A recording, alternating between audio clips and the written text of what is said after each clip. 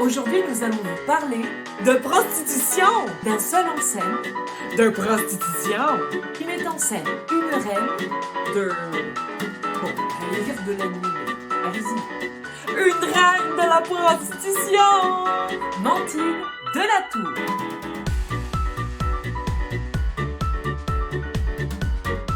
Allô? Alors, aujourd'hui, nous sommes avec la Mantine des débuts, n'est-ce pas, lorsque vous étiez québécoise? Ben ouais, c'est moi. Allez-y, allez-y. Ben, déjà, faut dire que Mantine, c'est pas mon vrai prénom. Hein.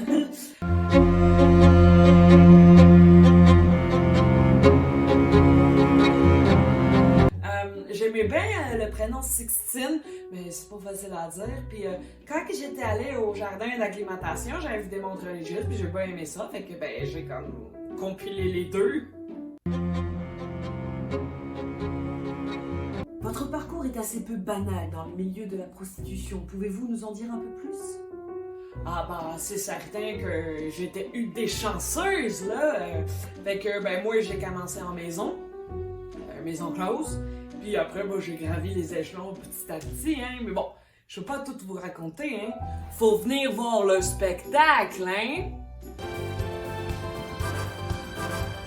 Mais c'est certain. Mais peut-être que vous connaissez d'autres courtisanes. Fait qu'il y a Lionne de Bougie, Emilienne d'Alençon, Voltesse de la Bigne, puis elle aussi, elle a contracté le Votre Altesse avec Valtesse. Puis moi, Mantine.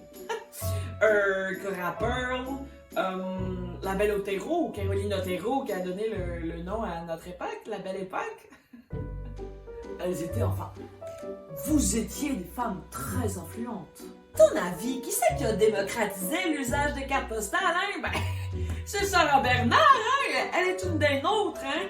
Puis on était précurseuses de la mode, hein? Oui, on était égérie. Puis on écrivait dans les journaux, nous-mêmes, puis on écrivait des articles sur nous, sur nos frasques, nos amours, nos conseils de beauté. Ben, on était un outil diplomatique, certain. L'image de la France, l'image de la femme française, hein. Mais d'ailleurs, avec au moyen 10 jours, on pourrait voir le teaser. Mais tout à fait. Voyons... le teaser.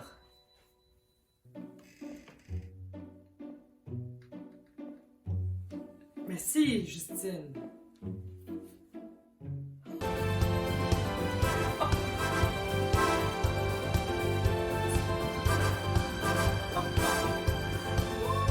Vous avez été également les précurseuses de l'hygiène intime. Ah ben ça c'est certain, si tu veux pas être poivré là. Ah ouais? Ben, le mal de Naples. Oh. Ben, tu sais, c'est notre outil de travail, fait qu'il faut bien nettoyer là-dedans, hein? Je vois, mais rassurez-moi, vous n'allez pas trop dans les détails de votre artisanat. Mais pas du tout! Ça, je le réserve pour les clients, hein? Moi, je suis là pour parler de moi et de la femme, derrière la prostituée, hein? Le truc et astuce, je le garde pour la chambre à coucher, hein? Je pense qu'une partie du public sera soulagée.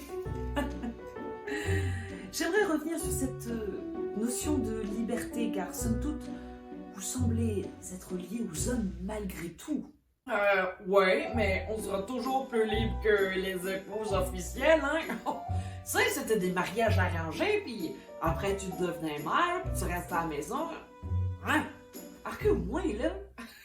Moi, quand j'allais chez Maxim's, hein, c'était moi le plat du jour, hein? Oh, je peux te dire que c'était notre ambiance, hein? C'est tout de même une vie de solitude, non? Hey, mais t'en poses des questions, toi, j'en sais rien, moi. Faudrait poser la question à toi, à l'autrice.